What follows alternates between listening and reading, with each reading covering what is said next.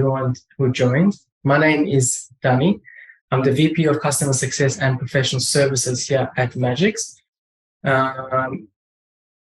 We're going to be talking today probably about one of the most important parts of Facebook advertising or meta advertising in 2023. So it's going to be super interesting to talk about all these kind of stuff and go through all these kind of developments as we go along. Today is the first webinar we're doing in 2023, but we're definitely going to be doing more and more throughout the year. So make sure you stay tuned. We're going to be talking about all different types of Facebook advertising, all different parts of the business, all different really interesting, insightful stuff that will give you action items to go on and execute on. So again, thank you so much for everyone who joined. Stay tuned for the rest of the webinars throughout this year. So as you guys understand already, today we're going to be talking all about the creative testing. And something I want to explain as well about creative testing is it's not a one-time thing. It's a process. And what we're going to be learning today is, first of all, the importance of it.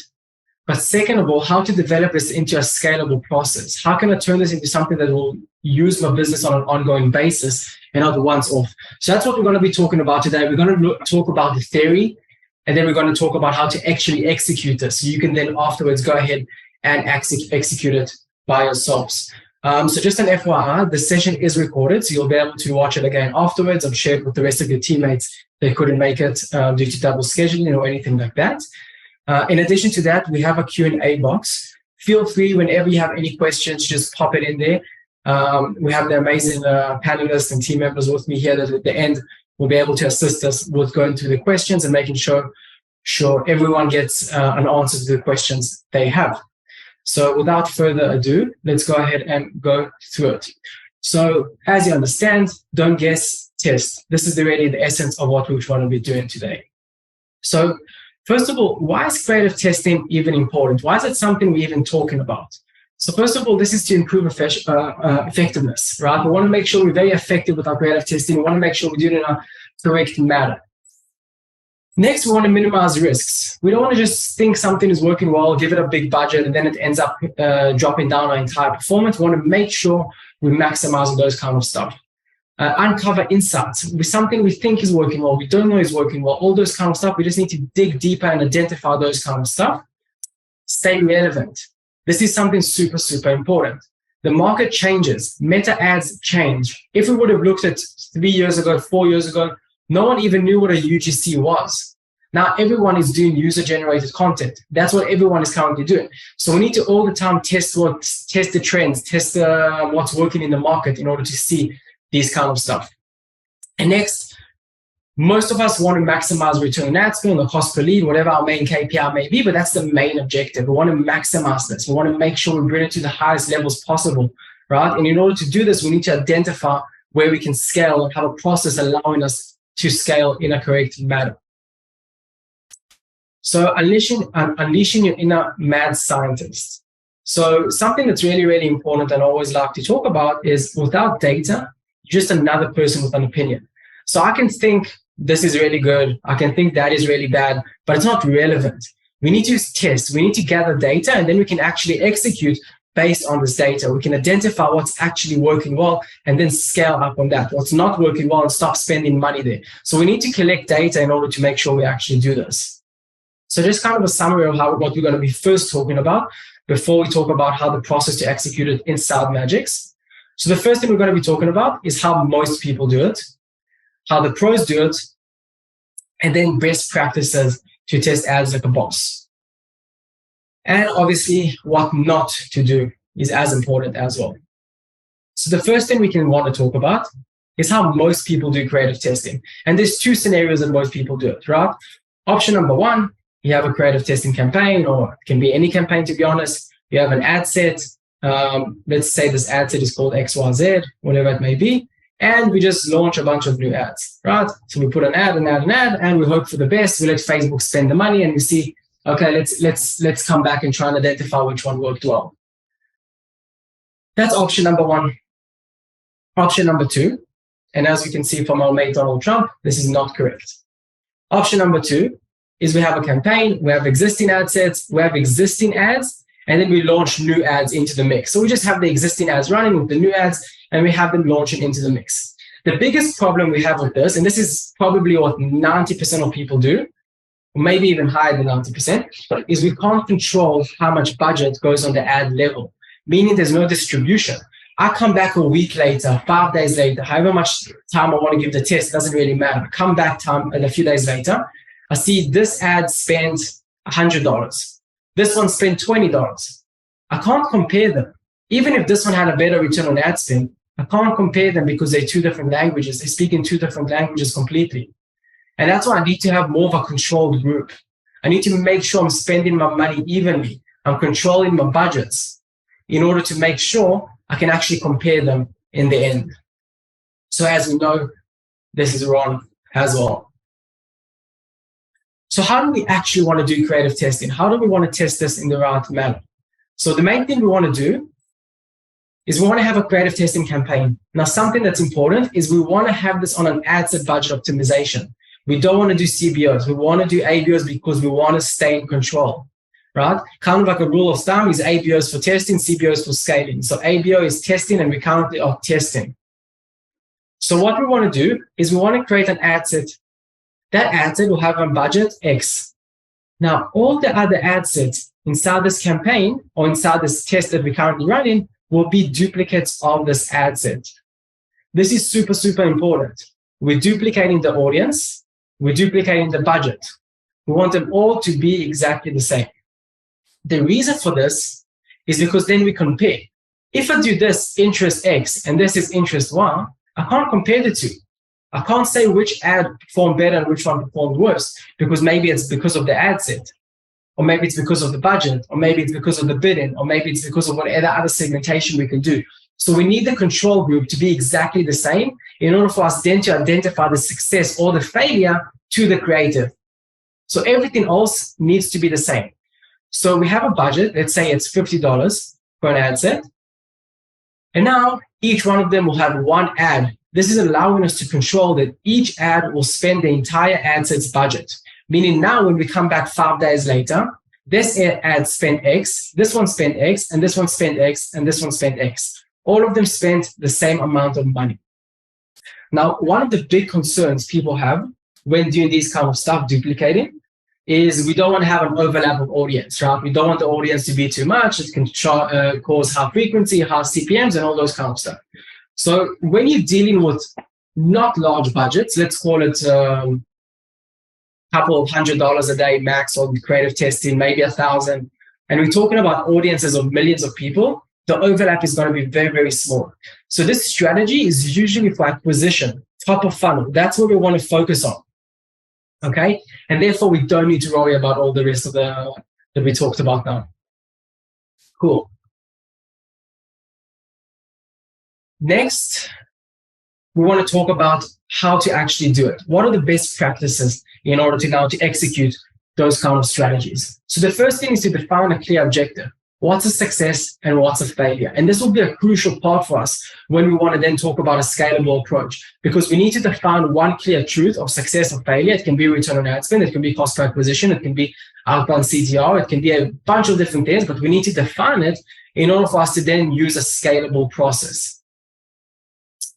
We need to do regular tests, okay? Most people do creative tests once every 2 months, if I'm being generous, okay? You need to have an ongoing process of at least once every 2 weeks to start doing a creative test. We want to keep it simple. There's no reason to go crazy with the creative test and try a bunch of crazy things. Keep the test simple. Audience, duplicate it, give the ads. Define your budget. Now, this is a crucial part of your overall Facebook strategy. So the way I like to look at it is I like to look at it as a research and development budget, right? Kind of like any company that operates has a research and development budget. So for example, let's say my Facebook ads budget for the month is $20,000. So what I would want to do is I would want to define 10% of that budget, meaning $2,000, goes to research and development. That's my creative testing budget. I can also do other testing in it, but let's say now creative testing. That's my budget, $2,000 a month. Fantastic. Now I know that each creative test costs me $100 to test, because let's say I want to test it for $20 a day for 5 days, meaning each one costs me $100. So that means I can test 20 creatives a month based on this budget. And that's the way we want to operate.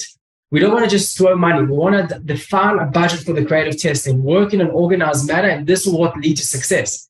If you just try and gamble, you're not going to get very far in that.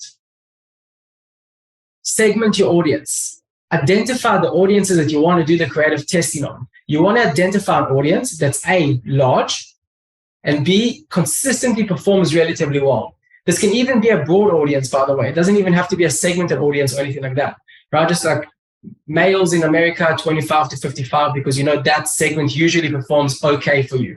The reason we want an audience that we know performs okay for us is because we want to then, if we take a new audience and then we have our creatives in them, if it didn't work well, we don't know if it's because of the creatives or because of the audience. But if we have an audience that we know consistently performs okay at least, then we know we're expecting at least okay results. And anything below that is a failure, above that is a success. Define a clear process. This is part of what we'll be doing today, which at the beginning, the first time you do the process, it's a bit longer because you need to set up the infrastructure.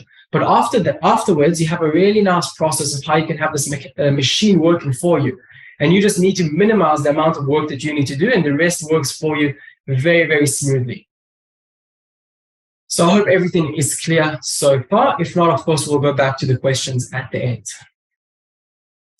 What you don't want to do when you do creative testing. So first of all, you don't want to fiddle with your ads, okay? A lot of people do this. They start a creative test one day, they turn it off, they scale it up, they change all this kind of stuff. And then again, you lose the ability to have a control group. You don't know what's happening anymore. So it's super, super important to let them run for the amount that you intend to let it run. Even if you think it's performing really badly, really well, doesn't matter. Let it do the job. Don't limit testing to one. This is mainly because you'll be wasting time, right? If every time we only test one creative at a time, we're going to be taking us a month to actually get a winning creative, right? Usually, from my experience, about 15 to 20% of the creators we test actually ones that we want to scale. So if you only do one of these a week or 2 weeks, it's going to take you very, very long time to find the winner. Don't blindly copy competitors. This is something we see all the time. This worked well for my competitor, or at least I think it worked well because I got a lot of social proof or whatever it may be. And we just go ahead and do the same thing and put a lot of resources into doing all these videos and don't. Get inspiration from competitors. Don't just copy them blind. Don't get emotionally attached. If I'm looking at all these points here, this is probably the most important one. Because anyone here that's ever run ads on Facebook knows that sometimes you have this specific creative that you work 2 days on. You think it's going to be a killer. It's a meme. You think it's funny, whatever it may be. And then you give it more time. You give it more budget. You think it's going to be working well. So you just give it more and more and more. And that's the problem we have here. So the process I'm going to be presenting today will allow us to take the emotion out of it. We'll have a machine decide for us if it's working well or not, based on the KPIs that we define on a generic note. So this is probably the most important note out of all of these, because I see this all the time. People like focus so much on a specific creative that they did, and they just go ahead and let it spend, let it spend, let it spend. Don't overcomplicate, right? Again, if it's working, it's working. It's not working, it's not working. Don't try and look for the salvation on specific stuff. Just keep it simple. So what we're going to be talking about now is the second part. So now that we understand why it's important, what's the overall structure we want to have, why do we have this overall structure, now we're going to dive a bit deeper and define the process inside Magics. We're going to go through a step-by-step guide of how to define a very, very clear process on the entire setup from A to Z. Now, this is super important to mention. This is the first time you set it up. In the end, we'll just summarize these points a bit, and you'll understand that the next time you do a creative test will take you 1/10 of the time, because you already have the entire infrastructure ready for you, and you have a scalable process that you can repeat and repeat and repeat. Cool. So we're going to be talking about creating your ads. We're going to be talking about creating your test campaign, how to duplicate your ad sets to make it efficient and fast, how to do the complete setup, the naming, and how to actually launch it, right? So the entire structure, step by step. how to automate, identify the winners, ending the creative test and all those kind of stuff, and how to scale your winners.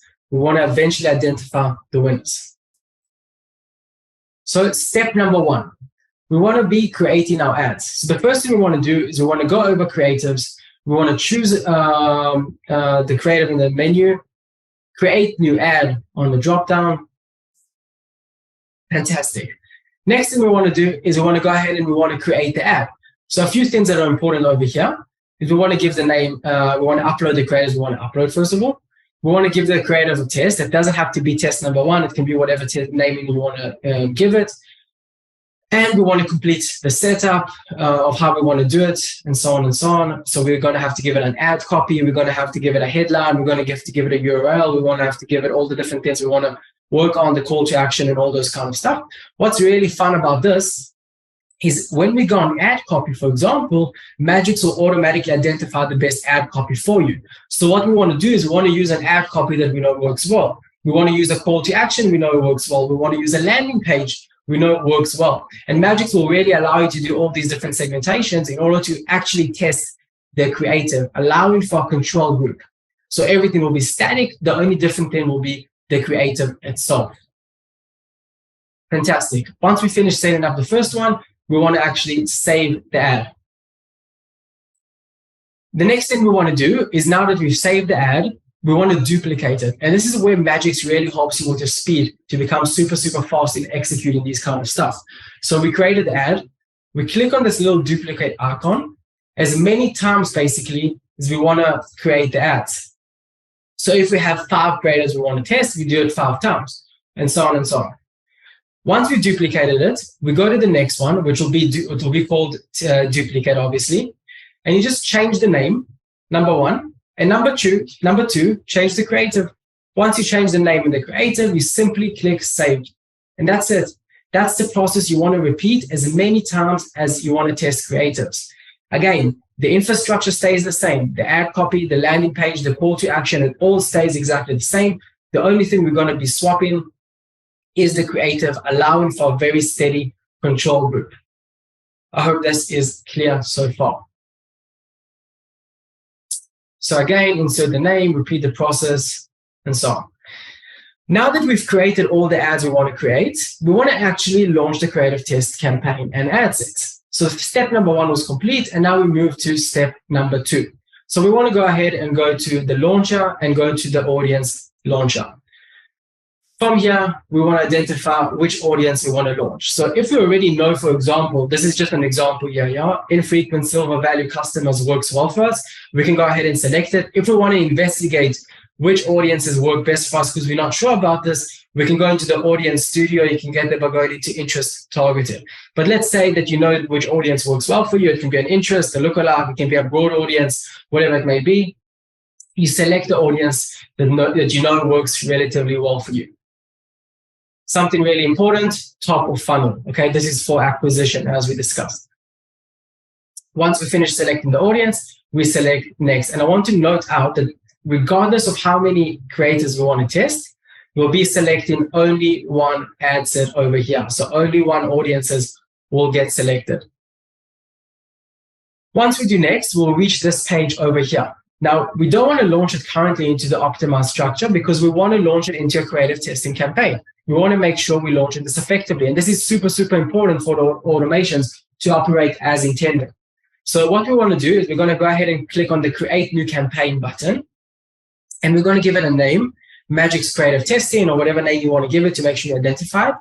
You want to make sure it's on an ABO level, right? We want to control the budget on the ad set level, define the objective, and we will create the campaign.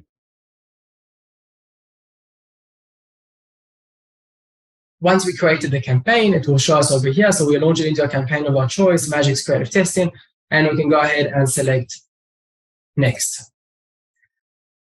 This is where it gets interesting. So all we need to do now is very similar to what we did with the ads.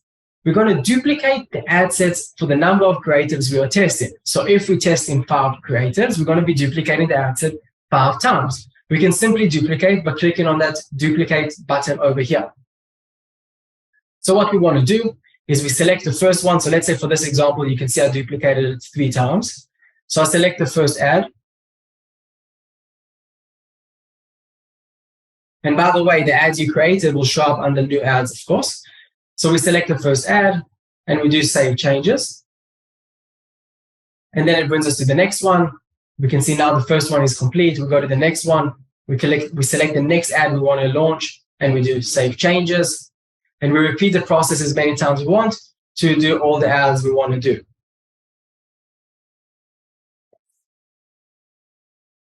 Fantastic. This brings us to the next step. Over here, we want to finish the setup. So what does this mean? We want to actually define the audiences, the lookalike percentage, the recency, the country, all these small different segmentations we need to complete.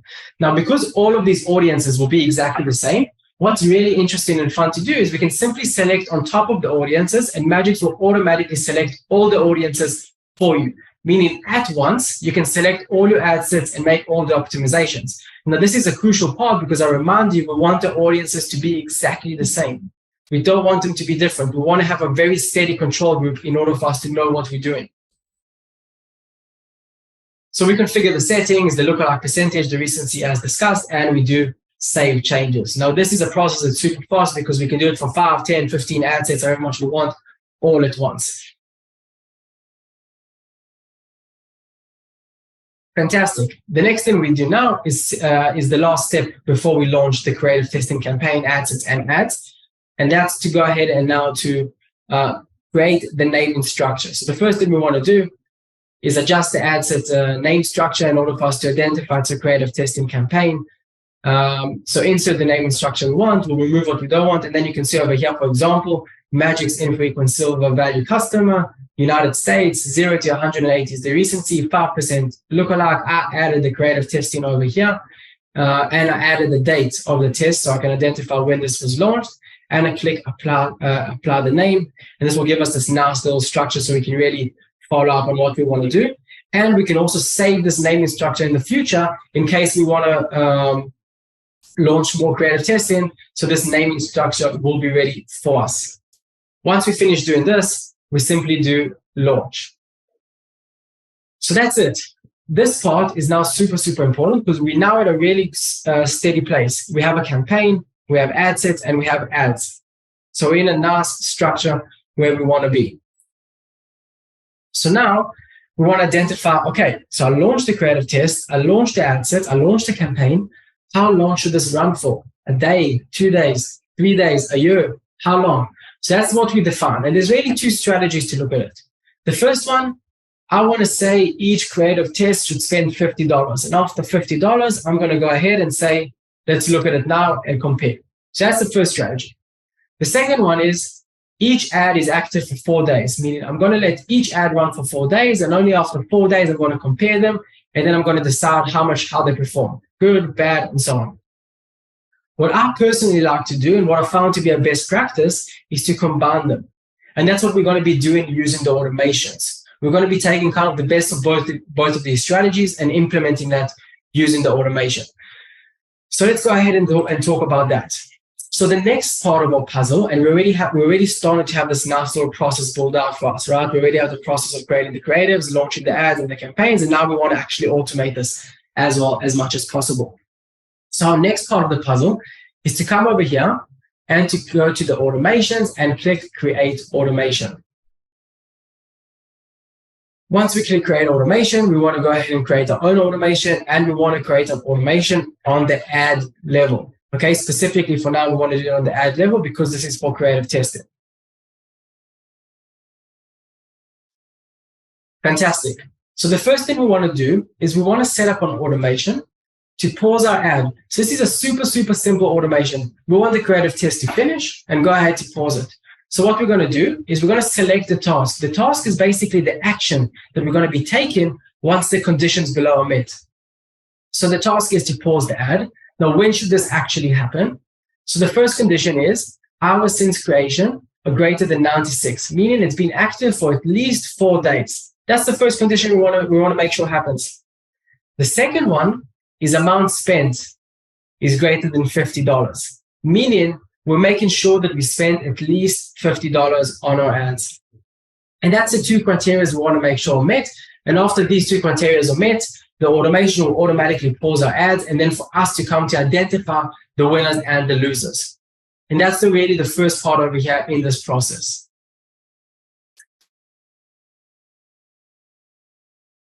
But something that we want to add here to really give us an extra layer of automation and scalability is the option to identify the winners. Now, when we do this for one creative, two creative, it's okay. We can do it manually. But what we want to do, we want to give you guys a process here that you guys can go ahead and make sure you do this on a scalable approach to make sure that you actually can do this when you're doing 20, 30, 50, 100 creatives a month, right? To identify the winners and scale them very fast and very efficiently.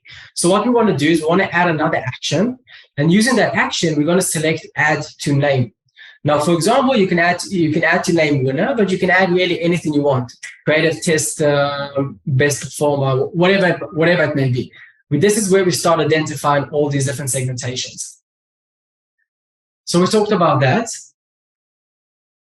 And now, one of the most crucial parts is we need to now say, what's going to be a winner? How do we define a winner? And this circles us back to the beginning where we talked about identifying your winners, making sure you have clear objectives for this test, right? So for example, let's look at what we did now.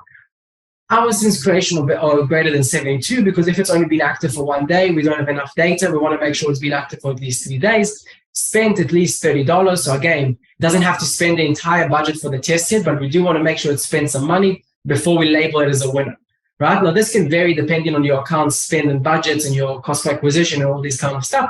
These numbers are just kind of generic numbers, so don't take them too close to your heart. Next, what we want to do is we want to go ahead and add an or trigger. So we're going to add a group over here. We click on this plus sign and add a group, and then we change this and to or. Over here, we can add all the criteria that we want to identify a winner. And when one of them are met, it's going to identify this creative as a winner. So for example, if return on ad spend is greater than 2, identify this as a winner. That's option number 1. Most people use return on ad spend or cost per lead. Option number 2, though, I'm saying this is for top of funnel. So maybe it's not getting me the best return on ad spend, but maybe it's feeding my funnel really well, and then I can convert them with retargeting, right? So what I can do is I can say if outbound CTR, outbound click-through rate, is greater than 1.3 times my average outbound CTR of the account, meaning it outperforms my account by 30%. This is also a winner, right? Because it's getting me very, very good outbound CTR. I can put here maybe cost per add to cart, cost per initiate checkout, cost per acquisition. We can put whatever we want to put, but we need to make sure it's defined and take emotion out of it. So then we have a very clear definition of a winner without getting emotion involved at all. So once we finish doing all those kind of stuff, we simply select next.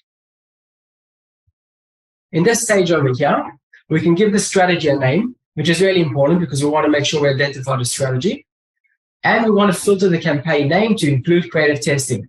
Now, this circles back to when we created the campaign. So obviously, if we have this automation active on the entire ad account, this will pause all our ads after 4 days, right? Because the automation says pause it after 4 days, and if it's spent $50. So obviously, we don't want that to happen. So how can we make sure it only goes for the creative testing campaigns? We make a filter. Campaign name contains creative testing. And this will allow us to only do this for the creative testing campaign. Now, what's really interesting about this, obviously, is then we can circle back to it in the future and do new creative testing campaigns, and this automation will automatically apply to it. So there's no need to redo any of this. It's stable as it goes. Once we finish doing that, we can do launch. So we nearly finished with the whole process, but that's a good idea of what we have now. We have the strategy that we want to implement. We created the campaigns, we created the ad sets, we created the ads, we launched it, we created the automation to pause it and to identify the winners for us. The last part of the puzzle is to now actually identify the winners and scale them up, right? That's what we want to do. That's what we're at the end of it. That's our objective at the end of the day. So that's what we're going to be doing right now. So to do that, we're going to go over the launcher, and instead of the audience launcher like we did before, we're going to go into the ad launcher. From here, we're going to go ahead and click ads, right? So this will show us all the ads we have on our account. The next part of the puzzle is we want to only filter the ones that have the word winner. So filter data and select the filter by name and the ad. So we're going to go filter data, name, ad, right? And then we're going to clear ad name contains winner. So we have the automation to identify the winners. It's going to add winner to the name. And this now is going to filter out only the ones that have winner in the name. So we can come back here a week, 2 weeks later, whenever we want to come back here, we can come back here, do that, and we'll find all the ones that a creative testing campaign identified as a winner. Next, we want to identify the ones that are winner, and we're going to go ahead and select the ads that we want to launch, right? So we want to, for example, we want to scale these 2 ads for some reason, whatever it may be. They're the winners and they're the ones that we want to scale. Fantastic. So we can go now and select them and then select existing ad sets to launch your winning ads. Okay. So now that we have the ads, we can go ahead and we can launch them into all our ad sets, top of funnel ad sets, specific ad sets. We can really now talk about the different strategies of how you want to launch it and where you want to launch it into. But this allows you to now launch it into all your different ad sets at once. There's also different strategies that say, let's not launch it into all the ad sets, let's launch it into new ad sets and just give it a higher budget and so on and so on. But that's for you guys to define the strategy for that. But this is now to how to identify it and scale it up super, super fast, super, super effective. Okay. Now, once we reach this stage, we basically have now completed the entire process from testing to scaling. From A to Z, from creating the ads, creating the ad sets, creating the campaigns, creating the automation, and actually launching it and having a really, really nice process here. Now, the main thing I want you guys to understand is now that you have this process in place, you don't have to do it every time. You created it once. The creative testing campaign is already created. The ad sets are already created. We can just launch new ads into those ad sets, right? Obviously, after the first test is finished. So the first test is finished, the ad is turned off. We launch new ones into there. There's no need to create a new ad set. That's all ready for us. It's all there. The automation is already there, right? So then the process can be like this after you did it. You come in on Sunday or Monday, whenever you want. You go ahead, you launch your creative test. You come back on Friday. You check the winners. You scale it up for the weekend. You come back Monday again, you launch your creative test. And that's all you need to do because the rest is already automated for you in a very fast and efficient way to have a really smooth workflow. So just to summarize, when it comes to creative, there's no one truth, right? We need to identify, we need to test, we need to get all these kind of metrics we want to identify. This is why we encourage taking advantage of your ability to test. Your test will reveal which creatives net the best results and support your goals best. Creative testing is an ongoing process. Once you have an SOP, ongoing testing is really simple, right? That's what we talked about now. All we did now is created an SOP. Right? Standard operating procedure. Once we have that, we have this whole system in place. It's super, super simple and super, super easy to do. So I hope that was kind of like an understanding of that and summarizes these kind of stuff. Thank you for listening. Thank you everyone for showing up. I appreciate it. I hope this was able to be valuable for you guys, and I hope you guys found value in everything we discussed today. So yeah. Thank you so much for listening and being here. As I said, we will be doing more webinars throughout the year, so make sure to tune in to all of those as well. So what we're going to be doing now is we're going to be opening the Q&A. So anyone that has questions, anyone that something wasn't clear throughout the process, please don't be shy to ask. That's what we're here for. Just pop it in the chat and we'll make sure to go through all the questions and get to all of them and make sure everything is as clear as can be. We can dive a bit deeper into strategy or other aspects as well. So yeah, Mana and Nico, if you can just go ahead through the questions, that would be great.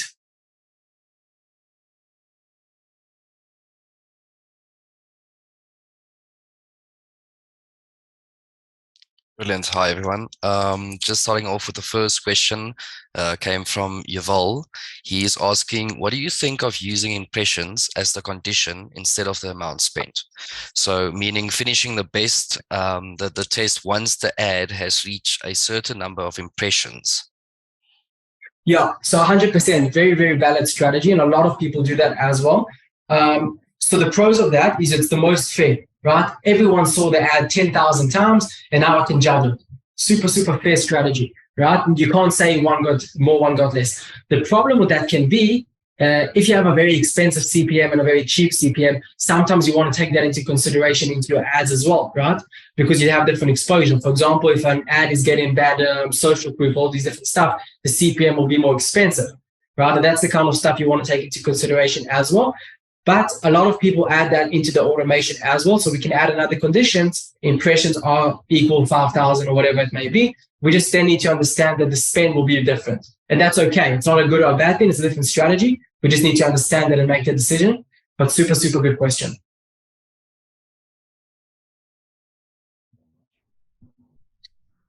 Okay, we have another question, and this is now regarding the actual best sources for creatives to test. So considering that we are carrying out creative testing on a regular basis, and we are testing different creatives at that, what recommendations would you give as to the best sources to find creatives to actually test without being frustrated? So I'm assuming this talks about a lot about getting ideas for creatives and the creative production, right?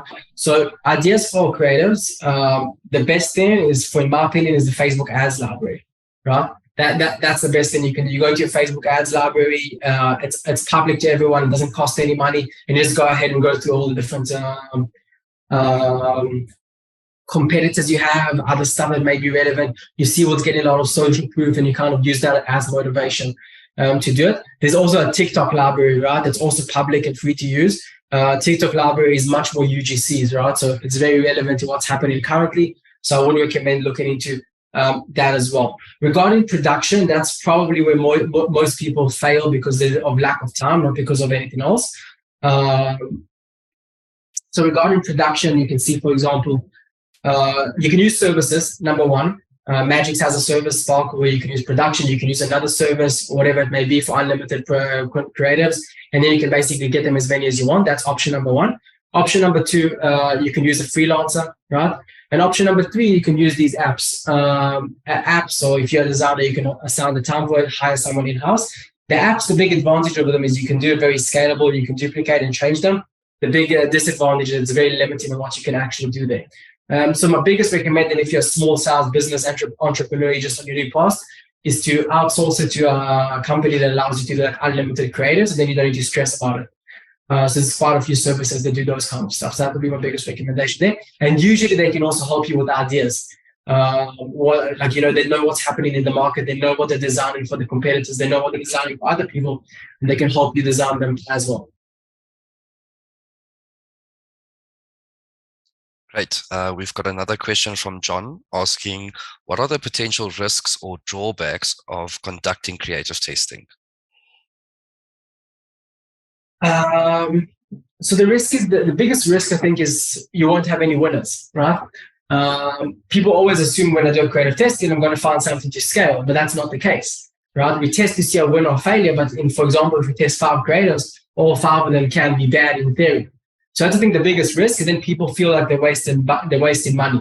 In my opinion, it's not wasting money because we still learn. We're gathering data, and then we can use this data for future optimizations and all this kind of stuff. But that's the biggest risk I think people have from doing it.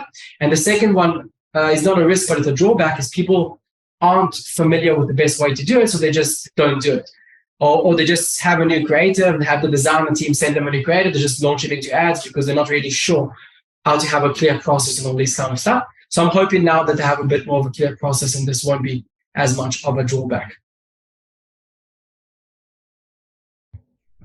Okay, great. We have another question, and this pertains more to the audiences. So how exactly do we determine the appropriate audience size to carry out this creative testing in order to get the best and most unbiased results? Yeah.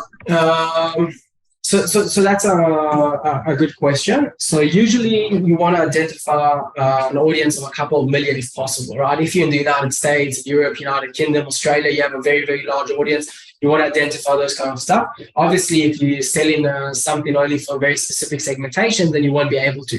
But usually the broader, the better. My talking about the area I'll try to be is I try to be above the 1 million. If possible, if it's a very small region, for example, I don't know, you're only doing leads for fixing something in a specific city and it's a very small zip code, then obviously the broader the better. Then I'll probably just do broad and try and get as many as possible. But that's currently more or less the framework. Brilliant. We've got another good question from George asking if I now need to start investing more time and costs or investments into my creative testing, how can I ensure that these results are unbiased and accurate? So the best way to make sure they're accurate is to really just follow what we did today, right? You want to make sure you have a framework where you can have a very clear budget. You have the ad copy is the same, the audience is the same, the structure is the same, the budget is the same, the bidding is the same. Everything needs to be exactly the same, and that'll give you the unbiasedness, right? If you do different things, for example, if you go ahead and do an ad copy here that's different, and you do a call to action here that's different, and the landing page is different over there, then you won't be able to judge it. Because one's like this and one's like that, and it doesn't actually go ahead and define those kind of stuff. So I think that's just the main thing to do, is just to go through this really, really clear structure. Can see on chat a question from Jacob. Do you normally exclude warm audiences from top of funnel campaigns? If so, how do you do the magic? So yes, definitely. You don't want to make sure you want to make sure you definitely keep a very, very clear separation there, right? So what you want to do is Magic has the option to do automatically exclude. So if you go into your settings page, you have default exclusions and an audience called non-acquisition. You want to make sure that's ticked on, right? That will automatically exclude 30-day visitors and 180-day purchases from your warm audiences. So it's super, super simple to set up. Again, you set it up once and you never have to deal with it again. I can see a few more questions coming in on chat.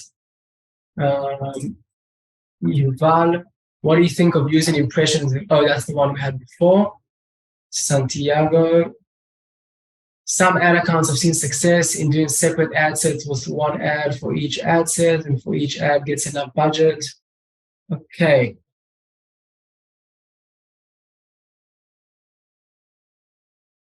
Okay. So Santiago basically said that he's seen a different strategy where you can put more ads into one ad set and then see how that performs. And then he sees the budget distribution happening more or less evenly, if I understand correctly the question here. So first of all, there's no one truth as we defined. If you found a strategy that works for you, that's fantastic, right? That's the idea. So everyone found a strategy. What we presented here is a general best practice. There's no one truth. If you found something that works for you, go ahead, scale it, use it. This process allows us to identify and just move forward and scale it up as much as possible and really work like clockwork, right? Monday, we do a creative test. Saturday, we identify the results. Sunday, we scale them. Monday, we do another creative test. And it keeps working like a very, very nice clock. Cool. Is there any other questions? Anything that follow-up questions, something that I missed? Trey asked, will we be sending a recording? Yes, we'll be sending a recording once it comes through. We'll make sure to share it with everyone. Awesome. Jeff said, this is great. How fast will I get the recording? So yeah, as well, probably in the next couple of days, maybe even the next day or two, we'll already have it and we'll share it with everyone, of course. Cool. I think I got all the questions. Mana, Nico, did I miss anything? That's everything. Yeah, that's all of them. Awesome. Thank you guys so much. I'm going to be here in case there's any more last questions coming in. I'm going to actually open up the chat now. So if anyone wants to just speak ahead, I think it's you can go ahead and talk.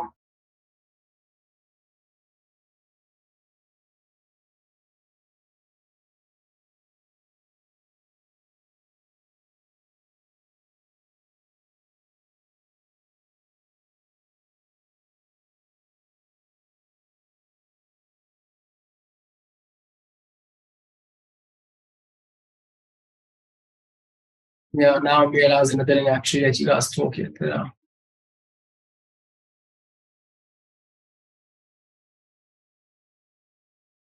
Okay, so I'm just going to let you guys raise hands because that's what it gives me the option to do. And if anyone has a question, they can raise a hand and then we can unmute them manually.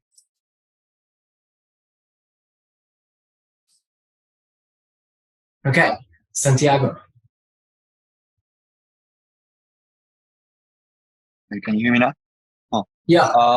Yeah. So with regard to the last question, just wanted to maybe ask the second question. Like, are there specifically any possible outcomes in terms of any drawbacks? Like, I mean, I know that like it depends on the ad account, and if I'm seeing success with that strategy, there is no one size fits all with regard to ad creative testing. And if it works, well, if you're using post IDs with one ad and then three ad creative test ads at the ad level, so a total of 4 ads at the ad level, one ad test using the post IDs and the other 3 ads testing new ad creative, right? So with that strategy, like I've seen some ad accounts that or like some ad creatives where the post ID is like really strong with a lot of engagement, then in some cases all the money goes to that ad and not to the rest of the ads. But in other cases, in most cases I've seen that not to be the case.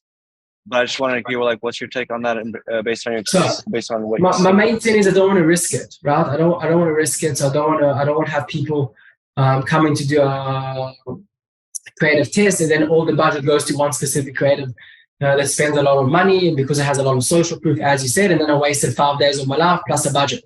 So I don't want to risk it. So therefore, I'm just separated from the beginning to make sure it doesn't happen. I'm eliminating the risk here of a test that doesn't prove effective. So that's my take on it. Again, everyone has their own thing, but specifically, I don't want to waste money and waste time. Come back 5 days later, see the one with the massive social proof spend $100 and the one that's new spent only $10, and therefore I just wasted my time and budget. Cool. And do you always test with lookalike audiences, or do you also test with winning audiences like single interest, or it doesn't matter that much? As long as it's a top of funnel, right? So it's either lookalike, interest broad, or lookalike and interest combined. That's like the 4 combinations you want to do. As long as it's a big audience, you want to test it over there. Even if it's, by the way, for retargeting, usually you will test it over there in acquisition. And if it performs well for acquisition, you can go ahead and scale it up for retargeting because usually it will perform good either way. Okay, cool. Awesome. That's about it. Thanks for the questions. Is there any other question? Anyone else that wants to raise their hand can do it now.